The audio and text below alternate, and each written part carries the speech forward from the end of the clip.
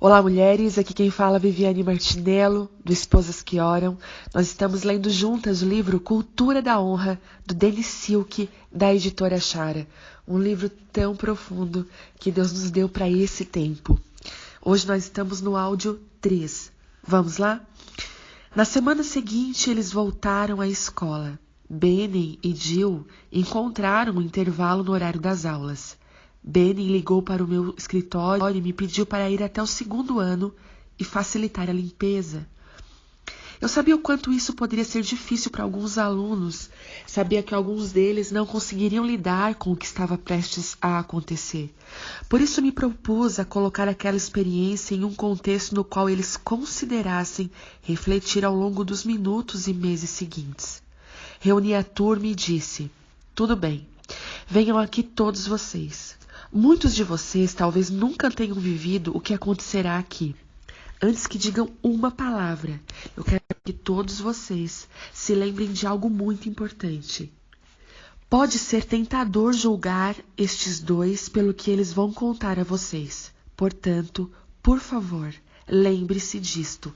Cada um de vocês que está nessa sala, sem exceção, é um indivíduo desprezível sem Jesus em sua vida. Por favor, tenham isso em mente enquanto ouvem o que eles têm a compartilhar com vocês. Se um de vocês fizer algum julgamento a respeito deles, quero que venham e conversem comigo pessoalmente antes que eu ouça isso de outra pessoa com quem vocês conversarem. Então fiz sinal para que o casal viesse à frente. O jovem começou dizendo: quero pedir perdão a essa turma porque sei que somos parte de vocês e que vocês são partes de nós. Durante o verão, acabamos fazendo o que não devíamos e agora vamos ter um bebê. Fiquei chocado com a humildade e a vulnerabilidade dele. Ele estava realmente se arrependendo diante daquele grupo de colegas. E ele continuou dizendo: eu descobri um problema em minha vida que eu não sabia que tinha. Ele tem causado muitos problemas para mim. Estou trabalhando nisso e agora tenho mais esperança do que jamais tive em resolver esse problema. Mas é assim que as coisas estão. É isso que está acontecendo. Ele explicou tudo o que acontecera. Ela ficou em pé ao lado dele, humilde e aberta, e depois que ele terminou, ela fez o mesmo. Convidei um dos alunos, Brandon, que exercia um papel paternal na turma, para vir orar por eles, perdoá-los e restaurá-los a um padrão celestial de relacionamento com o restante da turma. Quando ele se levantou, 47 outros alunos, toda a turma, se levantaram com ele e cercaram aqueles dois, apoiando-os. Alguns começaram a chorar. Brandon fez orações de perdão e amor. Ele os recebeu de volta à comunhão com a comunidade da turma. Outra pessoa disse a eles o quanto eles os amavam e agradeceram a eles por não saírem da escola. Outro aluno agradeceu a eles por confiarem na turma, abrindo as suas vidas. Então os alunos profetizaram sobre eles e sobre o bebê. Eles aceitaram o bebê na comunidade. Toda a turma chorou em conjunto. Foi realmente um momento impressionante. Eu fiquei perplexo com a reação, mas ao mesmo tempo eu sabia que aquelas pessoas e todos eles eram impressionantes. A turma se sentiu muito mais leve enquanto as pessoas se abraçavam e sorriam em meio aos rostos cobertos de lágrimas. Então alguém do 1º ano entrou e disse: ei, o 1º ano também precisa fazer isso. Vocês querem fazer isso agora? Perguntei. Eles disseram: podemos sim. Tudo bem, vamos lá. Eu fui na frente. Quando os dois se dirigiram para a sala do 1º ano, os 47 alunos do 2º ano os seguiram. Os alunos do 1º ano não puderam evitar a consciência de uma tremenda presença entrando em sua sala de aula. A comitiva de 47 alunos enfileirou-se ao longo das paredes da sala como um exército de anjos da guarda, enquanto aquele casal se colocava em pé diante 100 estranhos e se arrependia. Pedi a Kevin, um pastor que havia tirado um ano de licença do ministério para vir para a escola da Bethel, para orar por eles, abençoá-los e perdoá-los. Quando ele se levantou, os 100 alunos do 1º ano se levantaram e se reuniram ao redor do casal para orar e abençoá-los. Kevin começou a orar e a profetizar sobre eles, quebrando a maldição da vergonha e da ilegitimidade sobre aquele bebê e cortando o acesso legal do inimigo para destruir aquela criança por meio da vergonha. Foi um tempo poderoso de amor e reconciliação. 100 estranhos abraçaram e amaram aquele casal naquele dia. Eles haviam feito tudo o que podiam para reparar o seu erro e seguiram em frente como alguns dos principais exemplos entre os alunos do segundo ano durante o restante do ano. Eles se casaram meses depois e pouco depois trouxeram a sua filha ao mundo. Mas desde o dia em que a menina nasceu, ela lutou por sua vida. Havia algo errado com seu sangue e ela morria dia a dia. Sua luz estava se apagando. Eles estavam morando em um hospital para crianças com necessidades especiais na Carolina do Norte, de onde nos enviavam notícias de que o bebê estava morrendo. Onde quer que estivéssemos quando esses relatórios chegavam, inclusive nos cultos de nossa igreja e nas reuniões de equipe, nós orávamos. Mas o estado dela continuou a piorar por semanas. Havia um tom de desespero no último telefonema que recebemos daquela mãe de primeira viagem. Ela vai morrer. Os médicos disseram que ela não vai passar dessa noite. Por favor, orem. E depois desse telefonema, lembrei-me especificamente da oração de Kevin e fiz menção a ela. Lembrei-me de que não havia vergonha sobre aquela criança. Lembrei-me de que o inimigo não tinha direito sobre aquele bebê. Lembrei à nossa equipe o processo de restauração pelo qual eles passaram. Nossa equipe orou durante a nossa reunião e declarou que a oração de Kevin cancelou a vergonha. A morte e a destruição não tinham jurisdição sobre a vida daquela criança. No dia seguinte, recebemos uma ligação. Os médicos não sabem o que aconteceu, mas eles estão chamando nosso bebê de o bebê Lázaro, disse uma mãe muito entusiasmada. Até o dia de hoje, a garotinha deles está viva e bem. Ela é forte, linda e cheia de vida. No ano seguinte, aquela mesma jovem mãe foi uma das palestrantes em uma nossa reunião do terceiro ano. Ela se levantou e, em meio às lágrimas, ela disse: quero apenas agradecer aos líderes desta casa. Vocês transmitem a força e a vida desta cultura a todos que entram nela. Vocês edificam a força nas outras pessoas. Vocês nos deram uma herança. Nunca mais seremos os mesmos por vocês terem lidado com a nossa situação da maneira que o fizeram. Vocês jamais saberão a profundidade que isso nos afetou. Vocês nos deram vida em uma situação que poderia facilmente ter nos tirado dos trilhos por muitos anos. Vocês nos deram um relacionamento pelo qual estamos dispostos a morrer. Obrigada. A recuperação milagrosa daquela criança não pôde ser chamada de outra coisa senão de sobrenatural. Mas o ambiente no qual ela ocorreu é o que simplesmente chamamos Bethel.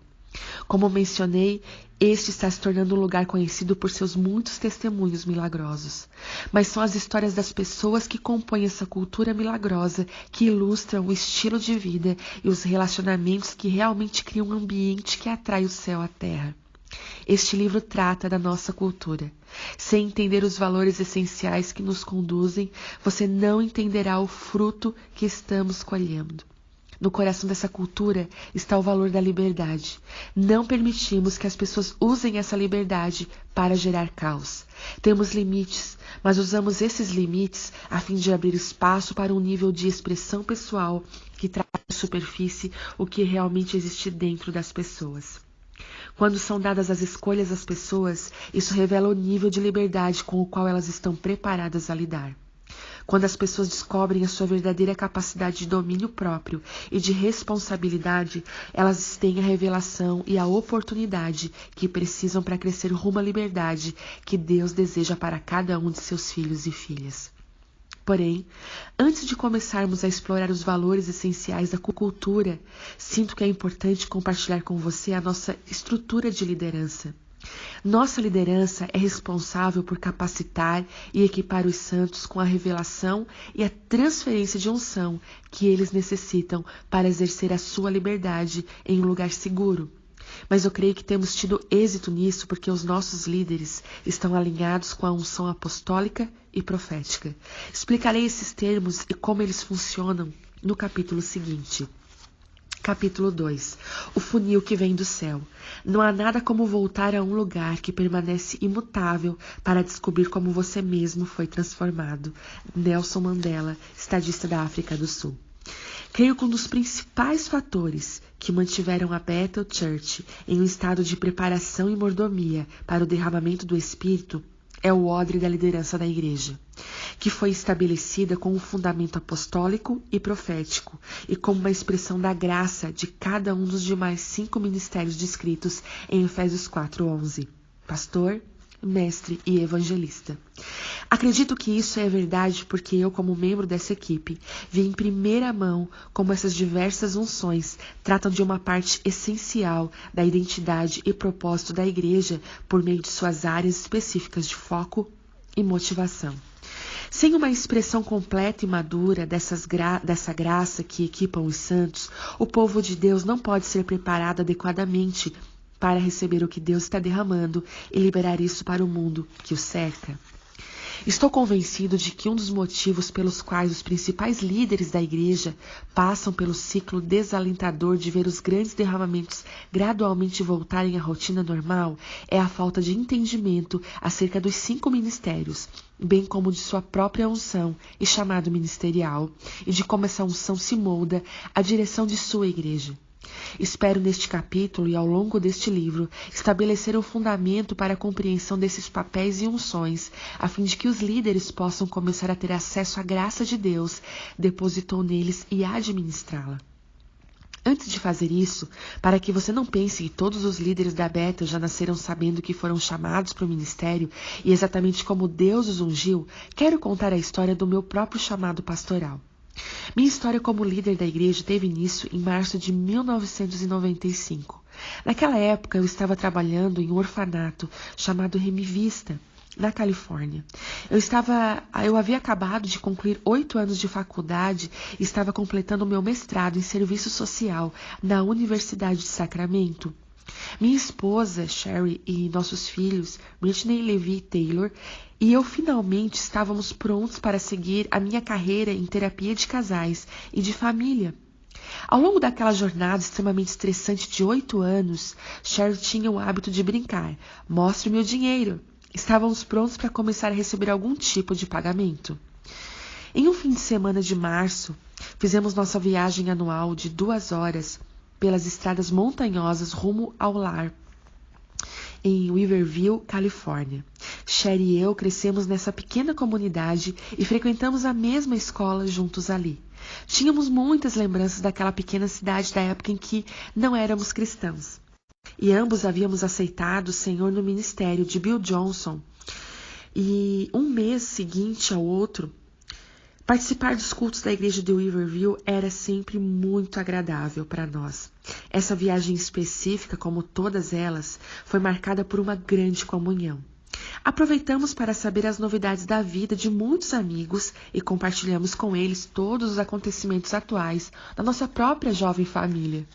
Após o culto, naquele domingo, Chris Walton convidou Sherry e eu para almoçarmos porque ele tinha uma proposta para nós. Estávamos animados apenas em fazer contato com mais um amigo querido, mas também com certeza curiosos para descobrir a respeito dessa nova ideia que Chris tinha na manga e que, como ele nos deu a dica, poderia transformar totalmente as nossas vidas. Depois de um pouco de conversa corriqueira, ele nos perguntou se sabíamos que Bob Johnson, irmão de Bill, estava deixando Champel para começar uma nova obra em Redding. Não sabíamos disso. Ele prosseguiu, nos informando que ele tinha permissão de Bill e da direção da igreja para nos perguntar se consideraríamos a possibilidade de substituir Bob como novo pastor associado abaixo de Bill. Minhas mãos e meu nariz começaram a ficar frios, e eu podia ver a boca de Chris se mexer, mas não conseguia ouvir o que ele estava dizendo. Fiquei em choque. Dissemos-lhes que precisaríamos de algum tempo para pensar.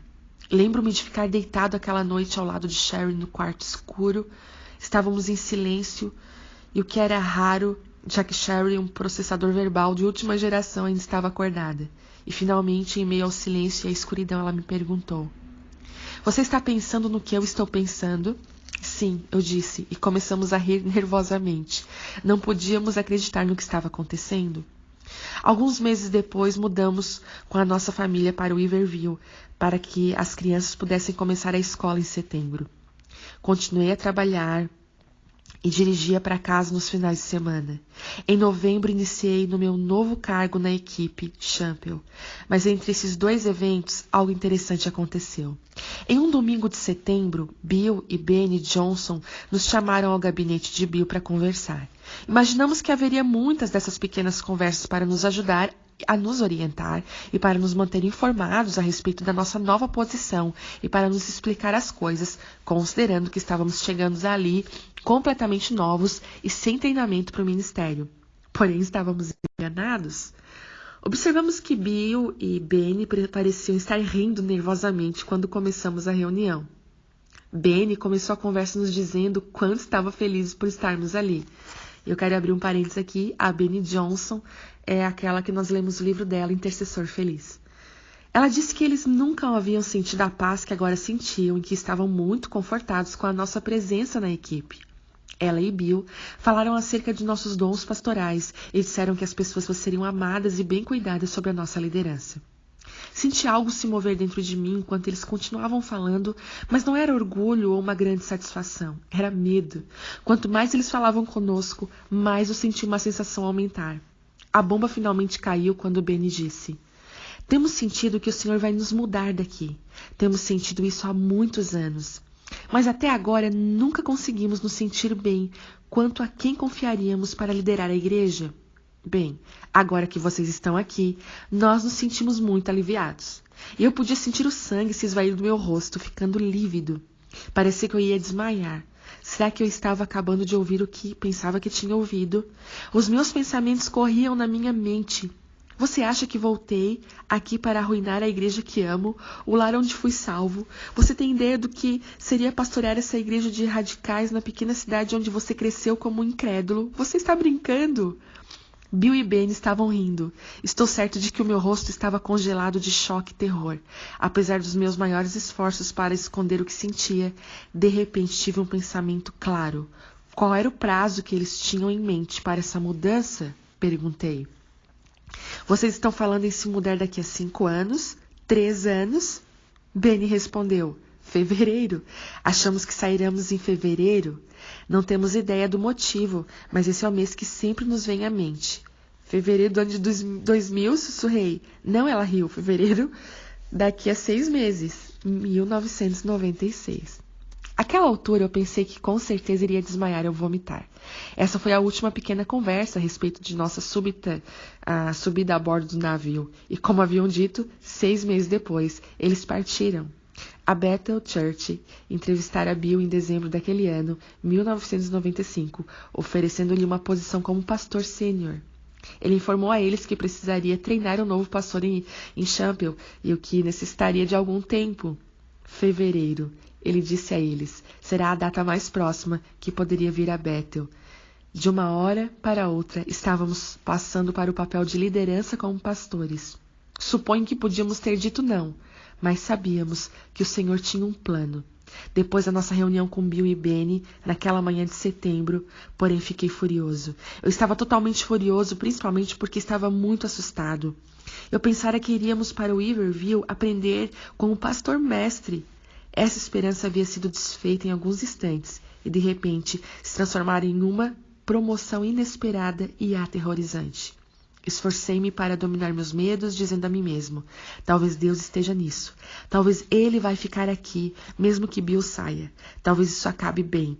Talvez ele fique comigo. Talvez seja isso que ele estava tentando me dizer há 13 anos. 13 anos antes, eu tinha 21 anos de idade e havia acabado de entregar o meu coração ao Senhor. Comecei ajudando Chris Volaton, que era líder da igreja de Champel, com um grupo jovem do colegial. E certo dia, Chris profetizou isso para mim. Um dia, você pastoreará aqui em Iberville. Eu mal podia imaginar algo assim naquela época, mas fiz o meu melhor para fazer a palavra se cumprir, procurando um seminário pelo qual eu pudesse pagar. Depois de algum tempo de esforço infrutífero, porém, desisti. 2 anos depois, esqueci totalmente daquela palavra, até que ela renasceu novamente em minha mente no início do processo de retorno ao Iberville.